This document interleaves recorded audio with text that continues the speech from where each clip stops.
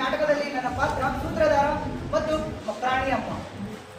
ಎಲ್ಲರಿಗೂ ನಮಸ್ಕಾರ. ನನ್ನ ಹೆಸರು ವಿಜಯ್ ಕುಮಾರ್. ಈ ನಾಟಕದಲ್ಲಿ ನನ್ನ ಪಾತ್ರ ಕಾರ್ನೆ ಮಾರ್ಕ್ಸ್, ಬ್ರಿಟಿಷ್ ಅಧಿಕಾರಿ. ಎಲ್ಲರಿಗೂ ನಮಸ್ಕಾರ. ನನ್ನ ಹೆಸರು ಸಿದ್ದಿ ಬಾಬು. ಈ ಪಾತ್ರದಲ್ಲಿ ಆದಿವಾಸಿ ಜೇಕ. ಎಲ್ಲರಿಗೂ ನಮಸ್ಕಾರ. ನನ್ನ ಹೆಸರು ಅಜಯ್ ಕುಮಾರ್. ಈ ನಾಟಕದಲ್ಲಿ ನನ್ನ ಪಾತ್ರ ಗಲ್ತಾ. ಎಲ್ಲರಿಗೂ ನಮಸ್ಕಾರ. ನನ್ನ ಹೆಸರು ಪ್ರದೀಪ್, ಆದಿವಾಸಿ ಮೇಘ. ಎಲ್ಲರಿಗೂ ನಮಸ್ಕಾರ. ನನ್ನ ಹೆಸರು ಪಿಂಗರಾಜು. ಈ ನಾಟಕದಲ್ಲಿ ನನ್ನ ಪಾತ್ರದ ಹೆಸರು ಉಡಚ್ಚಿ. ಎಲ್ಲರಿಗೂ ನಮಸ್ಕಾರ. ನನ್ನ ಹೆಸರು ಸವಿತಾ, ಆದಿವಾಸಿ ನೀಲ ಮತ್ತು ಪ್ರಾಣಿ ಮಗು. ನನ್ನ ಹೆಸರು ಶ್ವೇತಾ. ನಾನು ಸುದ್ದಿ ಪಾತ್ರ ಆದಿವಾಸಿ ಸುದ್ದಿ ಮತ್ತೆ ಆದಿ ಪಾತ್ರ ಮಾಡ್ತೇನೆ. ಎಲ್ಲರಿಗೂ ನಮಸ್ಕಾರ. ನನ್ನ ಹೆಸರು ರೇಖಾ. ನಾನು ಈ ನಾಟಕದಲ್ಲಿ ಗಂಟೆ ಪಾತ್ರ ಮಾಡುತ್ತೇನೆ. ಎಲ್ಲರಿಗೂ ನಮಸ್ಕಾರ. ನನ್ನ ಹೆಸರು ಮಂಜುಳಾ. ಈ ನಾಟಕದಲ್ಲಿ ನನ್ನ ಪಾತ್ರ ಕಲ್ಕಿ. ಎಲ್ಲರಿಗೂ ನಮಸ್ಕಾರ. ನನ್ನ ಹೆಸರು ರಾಧಾ. ಈ ನಾಟಕದಲ್ಲಿ ಆದಿವಾಸಿ. ಎಲ್ಲರಿಗೂ ನಮಸ್ಕಾರ. ಈ ನಾಟಕದಲ್ಲಿ ನನ್ನ ಪಾತ್ರ ಕಣ್ಣಿ. ನನ್ನ ಹೆಸರು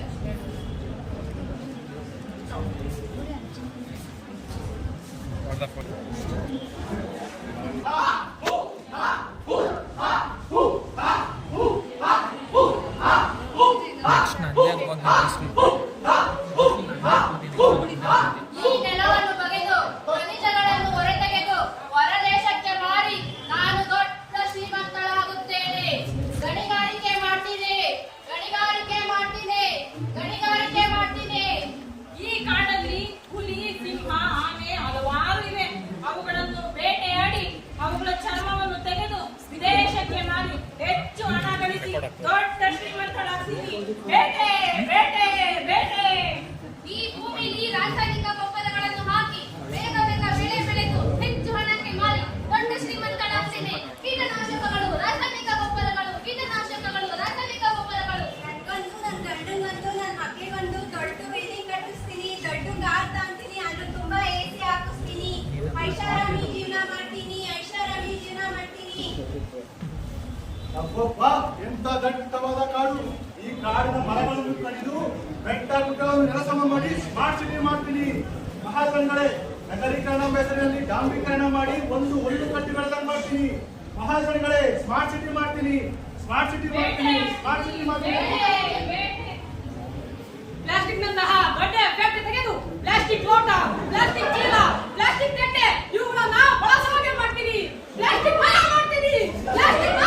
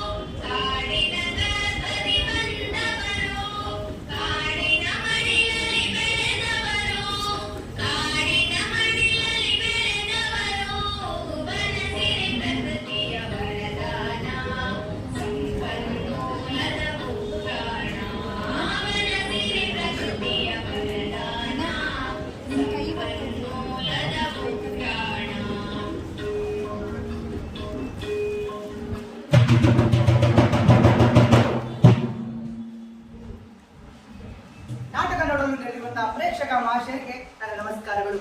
ನಾವೊಂದು ಕಥೆ ಹೇಳ್ತೀವಿ.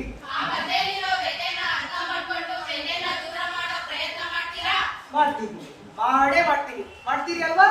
ಮಾಡಲೇಬೇಕು. ಮಾಡಲಿಲ್ಲ ಅಂದ್ರೆ ಇನ್ಮೇಲೆ ಇದೇ ರೀತಿ ಕತೆ ಕೇಳ್ಕೊಂಡು ಕೂರ್ಬೇಕಾಗುತ್ತಷ್ಟೇ. ಯಾಕಪ್ಪ, ಏನಾಯ್ತು? ಕಾಲಕ್ಕೆ ಮಳೆ ಆಗ್ತಿಲ್ಲ. ಮಳೆ ಇದ್ರೆ ಬೆಳೆನೂ ಇಲ್ಲ. ಅಲ್ಲೆಲ್ಲ ಒಂದ್ ಕಡೆ ಮಳೆ ಜಾಸ್ತಿ ಆಗಿ ಪ್ರವಾಹ ಆಯ್ತಂತೆ. ಅಲ್ಲೊಂದ್ ಕಡೆ ಕುಡಿಯೋಕ್ ನೀರು ಸಹ ಇಲ್ವಂತೆ. ಒಂದ್ಸಲ ವಿಪರೀತ ಬಿಸಿಲಿದ್ರೆ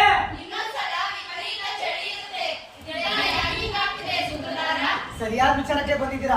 ನಾನೊಂದು ಕಥೆ ಹೇಳ್ತೀನಿ ಕೇಳಿ. ಯಾವ ಕಥೆ ಸಿಕ್ಕದಲ್ಲ? 19ನೇ ಶತಮಾನದ ಅಂತ್ಯಭಾಗ. ಬ್ರಿಟಿಷರು ಭಾರತದೆಲ್ಲೆಡೆ ತಮ್ಮ ಅಧಿಪತ್ಯವನ್ನ ಸ್ಥಾಪಿಸಿದ್ದ ಸಮಯ. ಅದಮ್ಯ ಜೀವ ಸಂಕುಲಗಳಿಂದ ಸಮೃದ್ಧವಾಗಿದ್ದ ಪಶ್ಚಿಮ ಘಟ್ಟಗಳ ಒಂದು ದಟ್ಟವಾದ ಅರಣ್ಯ. ತಮಿಳುನಾಡು ರಾಜ್ಯದ ಕೊಯಮತ್ತೂರಿನಿಂದ 60 ಮೈಲಿ ದೂರದಲ್ಲಿರುವ ಒಂದು ದಟ್ಟವಾದ ಕಾಡು. ಗಗನಚುಂಬಿ ಮರಗಳ ಚಾವಣಿಯನ್ನ ಭೇದಿಸಿ ಸೂರ್ಯನ ಕಿರಣಗಳು ಉಸ್ಪರ್ಶ ಮಾಡಲು ಶ್ರಮಿಸುತ್ತಿದ್ದ ದಟ್ಟವಾದ ಕಾಡು. ನಡುವೆ ಹುಲ್ಲುಗಾವಲುಗಳ ಅನಂತ ಬಯಲು. ಪರ್ವತ ಶ್ರೇಣಿಯ ನಡುವೆ ಅಕ್ಷಾಂಶಗಳು ಮತ್ತು ರೇಖಾಂಶಗಳು ಬರೆದಂತೆ ಅರಿವ ಹಳ್ಳಕೊಳ್ಳಗಳು. ಕಗ್ಗತ್ತಲ ಕಂಡ ಆಫ್ರಿಕಾದಂತೆ ಅದು ಹೊರಗಿನ ಜನಕ್ಕೆ ಪರಿಚಯವೇ ಇರಲಿಲ್ಲ. ಅಂತ ದಟ್ಟ ಅಡವಿಯಲ್ಲಿ ಪರಿಸರವನ್ನೇ ತಮ್ಮ ಜೀವದಂತೆ ಪ್ರೀತಿಸುವ ಆದಿವಾಸಿಗಳು. ಆಧುನೀಕರಣದ ಸ್ಪರ್ಶವಿಲ್ಲದೆ ತಮ್ಮ ಬದುಕನ್ನು ತಾವು ಕಟ್ಟಿಕೊಂಡಿದ್ದರು. ಅಂತಹ ಸಮಯದಲ್ಲಿ 19ನೇ ಶತಮಾನದಲ್ಲಿ ಒಂದು ದಿನ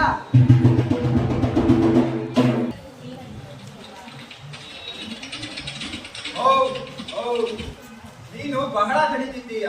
ಸ್ವಲ್ಪ ಕಾಲ ವಿಶ್ರಮಿಸು. ಅಷ್ಟರಲ್ಲಿ ನಾನು ಈ ದಟ್ಟವಾದ ಕಾಡಿನ ಸೌಂದರ್ಯವನ್ನ ಸವಿಯುತ್ತೇನೆ. ಎಂತಹ ಕಾಡು, ಎಂತಹ ಸೌಂದರ್ಯ! ನಾನು ಕಾರ್ವೆ ಮಾರ್ಷ್. ನಾನೊಬ್ಬ ಬ್ರಿಟಿಷ್ ಅಧಿಕಾರಿ. ಕೊಯಮತ್ತೂರಿನಿಂದ 100 ಕಿಲೋಮೀಟರ್ ದಕ್ಷಿಣಕ್ಕೆ ಬಂದರೆ ಬಹಳ ಸುಂದರವಾದ ಕಾಡಿದೆ ಅಂತ ಕೇಳಿದ್ದೆ. ಆದ್ರೆ ಈಗ ನೋಡ್ತಾ ಇದ್ದೇನೆ, ನಾವು ಅಂದರೆ ಬ್ರಿಟಿಷರು ನಮಗೆ ಹೊಸದನ್ನ ಶೋಧಿಸುವಂತಹ ಪ್ರವೃತ್ತಿ ರಕ್ತಗತವಾಗಿಯೇ ಬಂದಿದೆ. ಅಂತದ್ರಲ್ಲಿ ಇಂಥ ದಟ್ಟವಾದ ಕಾಡು ನಮ್ಮ ಪೂರ್ವಿಕರ ಕಣ್ಣಿಗೆ ಬೀಳದಿರುವುದೇ ಆಶ್ಚರ್ಯ.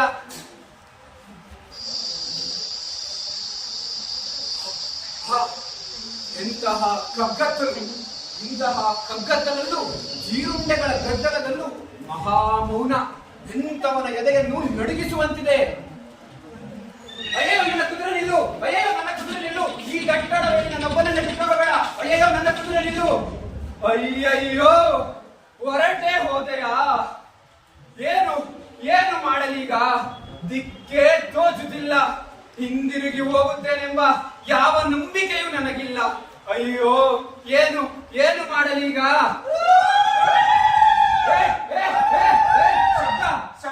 ಶಬ್ದ ಎಲ್ಲೋ ಶಬ್ದ ಕೇಳಿಸುತ್ತಿದೆ. ಬಹುಶಃ ಜನರು ವಾಸ ಮಾಡ್ತಿರ್ಬೋದು. ಹೇಗಾದ್ರೂ ಮಾಡಿ ಅಲ್ಲಿಗೆ ತಲುಪ್ತೀನಿ. ನನಗೆ ಕುಡಿಯೋದಿಕ್ಕೆ ನೀರಾದ್ರೂ ಸಿಗ್ಬೋದು. ಅಯ್ಯೋ ಅಯ್ಯೋ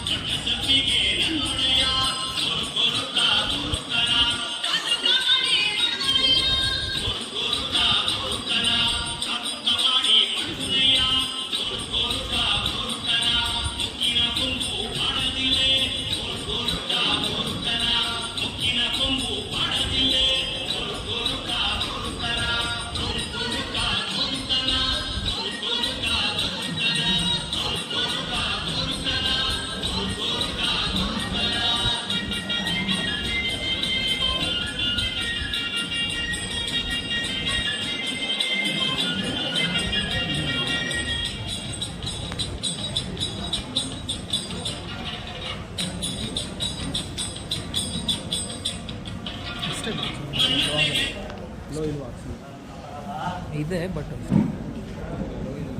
ಎಲ್ಲಾರ್ನು ಕಾಪಾಡೋಣ ಕರ್ಕಣವಾ. ನಮ್ಮ ಮಕ್ಕಳ ಮರಿಯ ತಣ್ಣಗೆ ಕಾಪಾಡು ನಮ್ಮವ್ವ.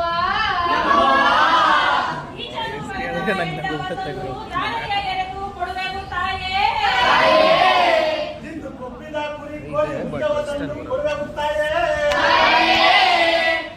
ನೀನಂಗೆ ನಮ್ಮನ್ನ ಕಾಪಾಡವಾ.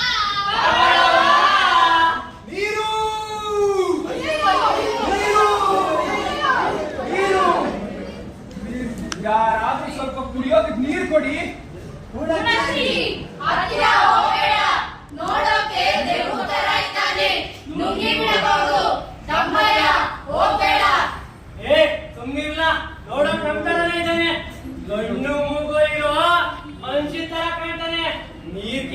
ಬೇಕಂದ್ರೆ ಕೊಡೋದು ನಮ್ ಧರ್ಮ ಆಗ್ಬೇಕಲ್ಲ. ನೀರು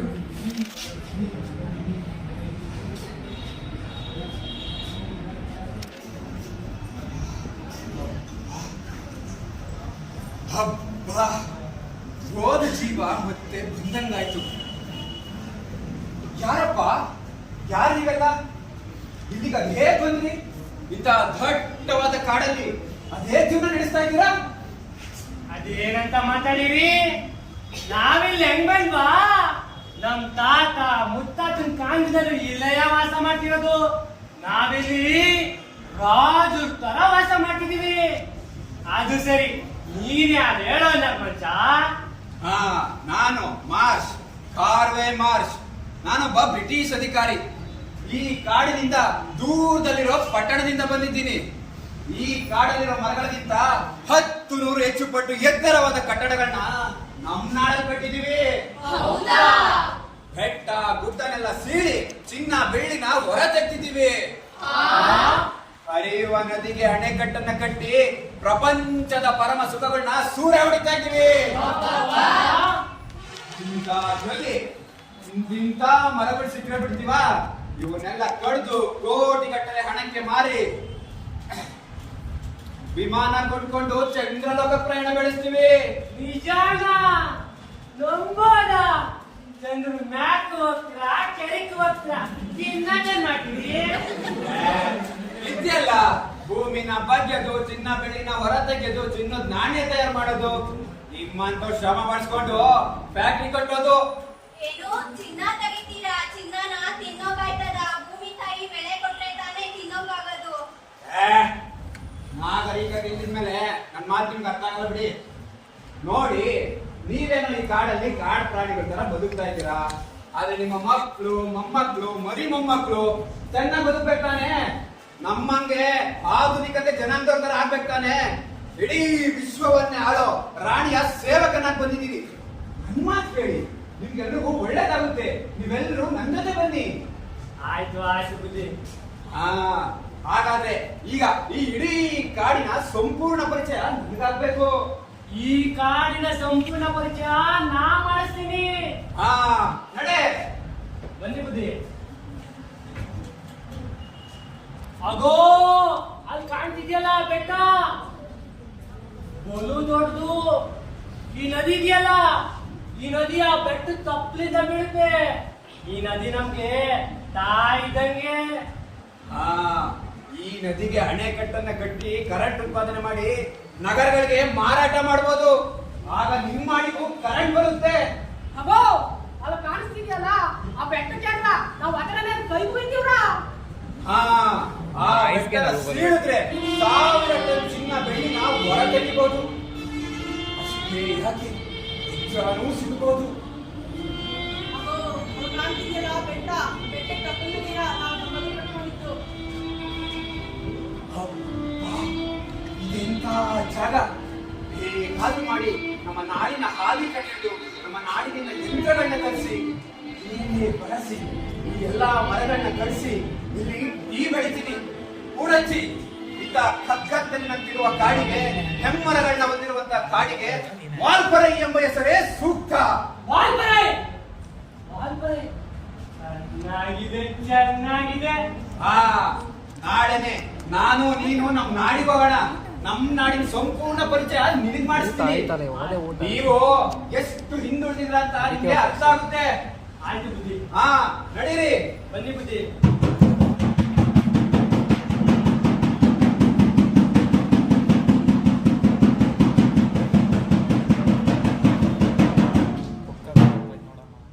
ಅವ್ವ, ಅವ್ವ, ಪುಣಚಿ ಇನ್ನೂ ಬರ್ಲೇ ಇಲ್ವಲ್ಲವ್ವ? ಇಲ್ವೇನವ್ವ, ನಮ್ ಪುಣಚಿ ದಯಂತ ಅವ ಬಂದೇ ಬರ್ತಾನ. ಪುಣಚಿನ ಅವನ ಜೊತೆ ಕಳಿಸ್ಬಾರ್ದಾಗಿತ್ತು. ಹೇಗೋ ಆ ಪೂಣಚಿ ಬಂದ್ರೆ ಸಾಕು. ಬರೋದ ಬಂದೇ ಬಿಟ್ಟೆ. ಪುಣಚಿ ಬಂದ್ಬಿಟ್ಟ. ಅವಯ್ಯ, ಪುಣಚಿ ಬಂದ್ಬಿಟ್ಟ. ಪುಣಚಿ ಬಂದ್ಬಿಟ್ಟ. ಪುಣಚಿ ಬಂದ್ಬಿಟ್ಟ. ನಾವೆಲ್ಲ ಎಷ್ಟು ಎದುರು ಬಿಟ್ಟಿದ್ವಿ. ಯಾಕೆ ಬಿಡ್ತೀರಾ? ಹೇಳೋ ವಿಷಯ ತುಂಬಾನೇ ಐತೆ. ಹೌದಾ? ನಾವಿಲ್ಲಿ ಕಾಡು ಪ್ರಾಣಿ ಜೀವನ ಮಾಡ್ತಿದ್ದೀನಿ. ನಾಡಲ್ಲಿ ದೊಡ್ಡ ದೊಡ್ಡ ಮನೆಗಳು, ಕಟ್ಟಡಗಳು, ನೂರಾರು ಜನ ಹೊತ್ಕೊಳ್ಳುವ ಮೋಟಾರು ಗಾಡಿನ ವರ್ಷ ಪಡೆದಿದ್ದಾರೆ. ಅಲ್ಲದೆ ಸಾಲು ಸಾಲು ಬೀದಿ ದೀಪಗಳು, ಬರೀ ಜನಗಳು. ಆ ಸಾಹೇಬ ಹೇಳಿದಲ್ಲ, ಅದೆಲ್ಲ ದಿಟ್ಟವೇ. ಹೌದಾ? ನಾವಿಲ್ಲಿ ಮರಗಳನ್ನ ಕಡಿಯೋಣ, ಟೀನ ಬೆಳೆಯೋಣ, ನಮ್ಮಡಿಗೂ ಕರೆಂಟ್ ಬರುತ್ತೆ. ಏ ಪುಣ್ಯಚ್ಚಿ, ನಿಂಗೆ ತಲೆಗಿಲ್ಲ ಕೆಟ್ಟಿದ್ದಾಗೈತ? ತಲೆ ಕೆಟ್ಟಂತಾಗೈತೆ ನಿಂಗೆ? ಹಾ, ಸರಿಯಾಗಿ ಯೋಚನೆ ಮಾಡು. ಈ ಮರಗಳು ನಮಗೆ ದೇವತೆ ಇದ್ದಂಗ. ಇವುಗಳು ಗಾಳಿ ಬೆಳಕು ಕೊಡೋ ದೇವತೆಗಳು. ಹೌದು. ಇವುಗಳನ್ನ ಕಡಿದು ಒಳ್ಳೆದಾಗ್ತದ? ಬೇಡ, ನಮಗೆ ಹೇಗಿತ್ತು ಹಂಗೆ ಕೊಡೋಣ. ಹೌದು. ನಮ್ದೇನೋ ಸರಿ, ನಮ್ಮ ಮಕ್ಕಳು, ಮೊಮ್ಮಕ್ಕಳು, ಮರಿ ಮಕ್ಕಳು ಈ ಕಾಡಲ್ಲಿ ಕಾಡು ಪ್ರಾಣಿಗಳ ತರ ಜೀವನ ಮಾಡೋದು ನಂಗೇನೋ ಇಷ್ಟ ಇಲ್ಲ. ನಾನು ಸರಿಯಾಗಿ ಯೋಚನೆ ಮಾಡಿ ನಿರ್ಧಾರಕ್ಕೆ ಬಂದಿದ್ದೀನಿ. ಮರಗಳನ್ನ ಕಡಿಯೋಣ. ಆ ಸಾಹೇಬ ಹೇಳಿದ್ನಲ್ಲ, ಹಾಗೆ ಕೇಳೋಣ. ಆ ಸಾಹೇಬ ಹೇಳ್ದಂಗೆ ನಾವು ಕೇಳಿಲ್ಲ ಅಂದ್ರೆ ನಮ್ಮದಂತೂ ಕೊಲ್ಲೋದಂತೂ ಅರೆ.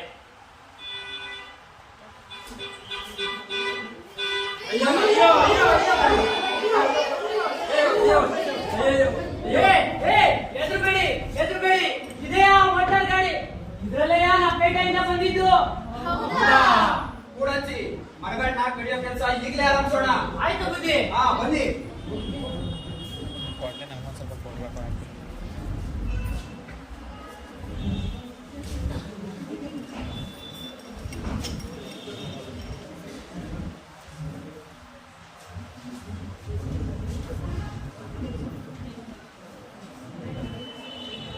ಕೂಡಚ್ಚಿ, ಬೇಗ ಮರಗಳನ್ನ ಕಡಿದಿ.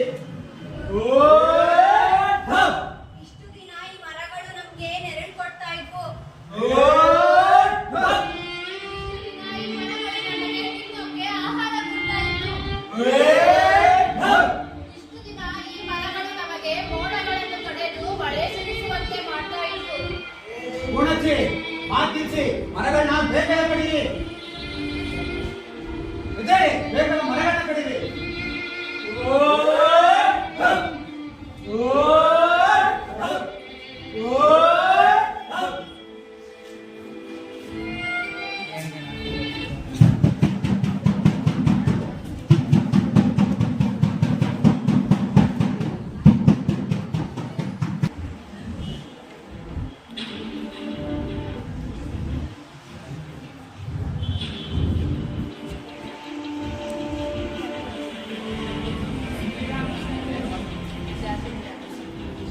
ಯಾರು ಹೇಳಿದ್ದು?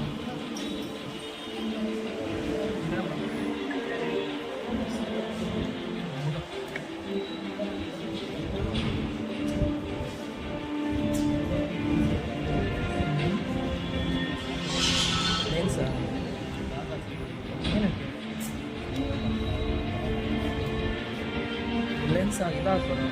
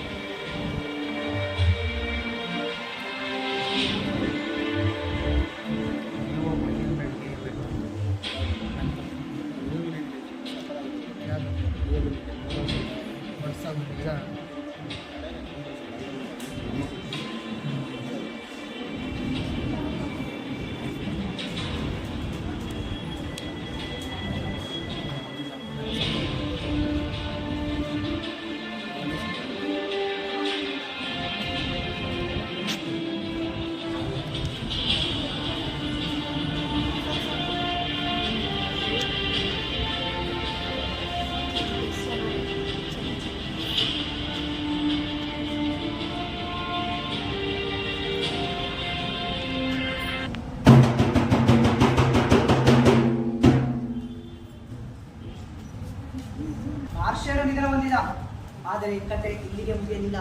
ಕತೆ ಈಗ ಶುರು ಅಷ್ಟೇ.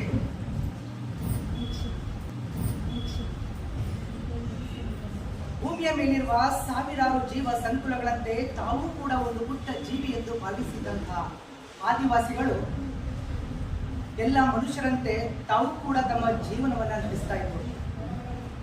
ಆದರೆ ಈ ಮಾನವನ ಆಸೆ ಮಿತಿಮೀರಿ ತನ್ನ ಸ್ವಾರ್ಥಕ್ಕಾಗಿ ತನ್ನ ಎತ್ತ ತಾಯಿಯ ಮಡಿಲಿಗೆ ಕೊಳ್ಳಿ ಇಟ್ಟಿದ್ದಾನೆ. ಹಾಗಾದರೆ ಈ ಇಲ್ಲಿ ಪ್ರಸ್ತುತ ಜೀವ ಸಂಕುಲದ ಪರಿಸ್ಥಿತಿ ಹೇಗಿದೆ ಗೊತ್ತಾ? ನೀವೇ ನೋಡಿ.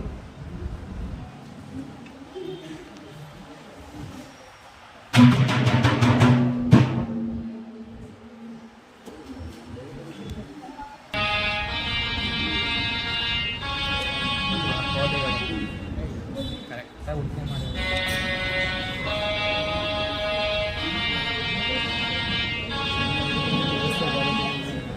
ಅಕ್ಕ ನನಗೂ ಹೊಟ್ಟೆ ಹಸಿದಿದೆ, ಹಣ್ಣು ಕೊಡಕ್ಕ?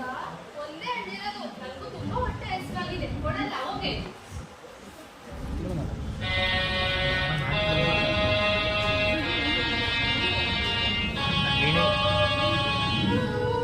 ಏನಾಯ್ತಮ್ಮ?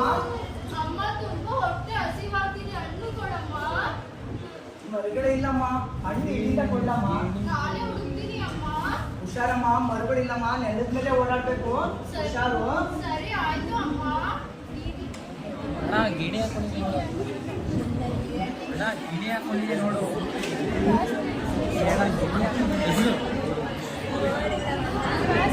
It's okay it's okay. ಅಮ್ಮ ಏನಾಯ್ತಮ್ಮ? ಯಾರು ಬಂದಿದ್ದೀರಿ? ಏಯ್. ತಿಂದಿರೋ? ಸೈಲೆಂಟ್ ಆಗಿ ಎದ್ದೇಳಮ್ಮ, ಎದ್ದೇಳಮ್ಮ, ಒಂದೇ ಒಂದ್ಸರಿ ಎದ್ದೇಳಮ್ಮ. ಈ ಮನುಷ್ಯರ ಜೊತೆ ನಾವು ಎಷ್ಟು ದಿನ ಅಂತ ಈ ರೀತಿ ಕಷ್ಟಪಡೋದು?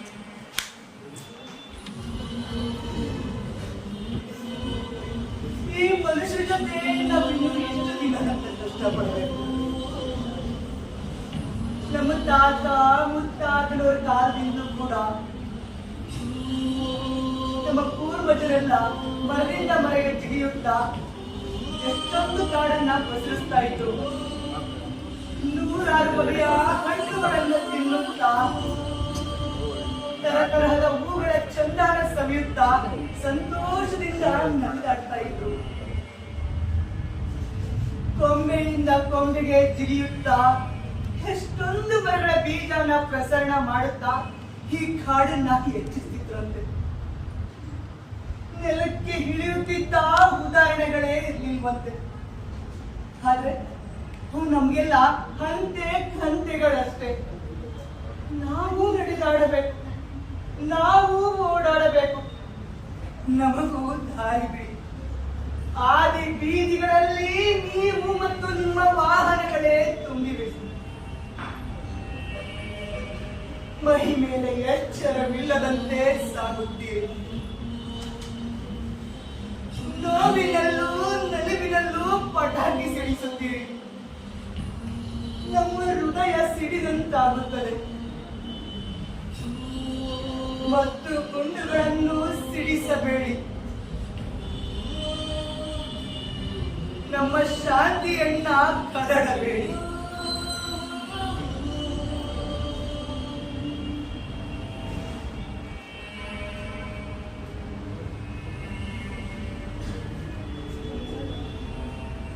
ನಮಗೆ ತಿನ್ನಲು ಆಹಾರವಿಲ್ಲ. ಎಲ್ಲ ಆಹಾರವನ್ನು ನೀವೇ ತಿನ್ನುತ್ತಿದ್ದೀರಿ. ನಮ್ಮ ಹೊಟ್ಟೆ ಹಸಿವಿನ ಬಗ್ಗೆ ನೀವು ಗಮನಿಸುವುದೇ ಇಲ್ಲ. ಆಹಾರವನ್ನು ಅರಸುತ್ತಾ ಊರೆಡೆಗೆ ಬಂದರೆ ನಮ್ಮನ್ನು ಕೆಂಡದಲ್ಲಿ ಬೀಳಿಸಿ ಹಿಂಸಿಸುತ್ತೀರಿ, ಬೇಟೆಯಾಡುತ್ತೀರಿ. ನಮ್ಮ ಚರ್ಮಗಳು ಮತ್ತು ದಂತಗಳು ನಿಮ್ಮ ಪ್ರತಿಷ್ಠೆಯನ್ನೆಚ್ಚಿಸುವ ಅಲಂಕಾರಕ ವಸ್ತುಗಳಾಗಿವೆ. ಒಂದೇ ಒಂದು ಬಾರಿ ಯೋಚಿಸಿ. ನೀವು ಇರುವ ಈ ನಾಡು ಒಂದು ಕಾಲದಲ್ಲಿ ನಮ್ಮ ಕೂಡಾಗಿತ್ತು. ಈ ನಾಡಲ್ಲಿ ನಿಮಗೆ ಬದುಕಲು ಎಷ್ಟು ಹಕ್ಕಿದೆಯೋ ಅಷ್ಟೇ ಹಕ್ಕು ನಮಗೂ ಇದೆ. ನೀವು ಬದುಕಿ ನಮ್ಮನ್ನು ಬದುಕಲು ಬಿಡಿ. ಟೀ ಪ್ಲಾಂಟೇಶನ್, ಫ್ಯಾಕ್ಟರಿ, ಸೈಟು ಹೀಗೆ ಹಲವಾರು ನೆಪಗಳನ್ನು ಒಡ್ಡಿ ವಿಪರೀತವಾಗಿ ಕಾಡನ್ನು ಕಳೆಯುತ್ತಿದ್ದೀರಿ. ಇದರ ಪರಿಣಾಮವಾಗಿ ಕೇರಳ, ಕೊಡಗು, ಮಡಿಕೇರಿಯಲ್ಲಿ ಆಗುವ ಪ್ರಕೃತಿ ವಿಕೋಪಗಳಿಗೆ ಕಾರಣವಾಗುತ್ತಿದೆ. ಇದರಿಂದ ಪಾಠ ಕಲಿಯದೆ ನೀವು ಹೆಚ್ಚು ಹೆಚ್ಚು ಮರಗಳನ್ನು ಕಡಿದು ಮನೆಗಳ ಪುನರ್ವಸತಿ ಮಾಡುತ್ತಿದ್ದೀರಿ. ಇದರಿಂದ ನಿಮಗಿಂತ ಹೆಚ್ಚಾಗಿ ನಮಗೆ ನೋವಾಗಿದೆ. ನಮಗೆ ಪುನರ್ವಸತಿಯನ್ನು ಕಲ್ಪಿಸಿಕೊಡುವವರು ಯಾರು? ಇದರಿಂದ ಹೆಚ್ಚಾಗಿ ನಿಮಗಿಂತ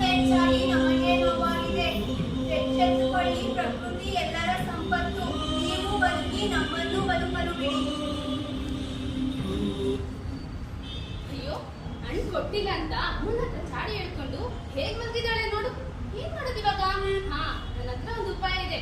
ನನ್ನ ಹತ್ರ ಒಂದು ಇದೆಯಲ್ಲ, ತಗೊಂಡೋಗಿ ಹೇಗೆ ಇಟ್ಬಿಡ್ತೀನಿ ನೋಡು. ತಂಗಿ ತಗೊಳ್ಳಿ ಹಣ್ಣು ತಂದಿದ್ದೀನಿ. ಇನ್ನು ತಂಗಿ ತಂಗಿ ತಂಗಿ ತಂಗಿ. ಎಲ್ಲಮ್ಮ ನೀ ತಂಗಿ? ಯಾಕಮ್ಮ ಏನಾಯ್ತು? ಮನುಷ್ಯನ ವಿಕೃತಿಗೆ ನೀ ತಂಗಿ ಬಲಿಯಾಗ್ಬಿಟ್ಲಮ್ಮ. ಅಯ್ಯೋ ತಂಗಿ, ಅಯ್ಯೋ ತಂಗಿ. ಅನಾದಿ ಕಾಲದಿಂದಲೂ ಹಾಡುತ್ತಾ ಕುಣಿಯುತ್ತಾ ನಿಮ್ಮನ್ನೂ ಖುಷಿ ಪಡಿಸುತ್ತಾ ಸಂತೋಷದಿಂದ ಜೀವನ ನಡೆಸುತ್ತಿದ್ವಿ. ನೀವು ಶ್ರೀಮಂತರಾಗುವ ಸಲುವಾಗಿ ನಮ್ಮ ಅಮೂಲ್ಯವಾದ ಸಂಪತ್ತನ್ನು ನಾಶ ಮಾಡಿದ್ದೀರಿ. ನಮಗೆ ಬದುಕಲು ಕಷ್ಟವಾಗುತ್ತಿದೆ. ನಾವು ಈಗಾಗಲೇ ಅಳಿವಿನ ಅಂಚಿನಲ್ಲಿದ್ದೇವೆ. ನೀವು ಬದುಕಿ, ನಮ್ಮನ್ನು ಬದುಕಲು ಬಿಡಿ.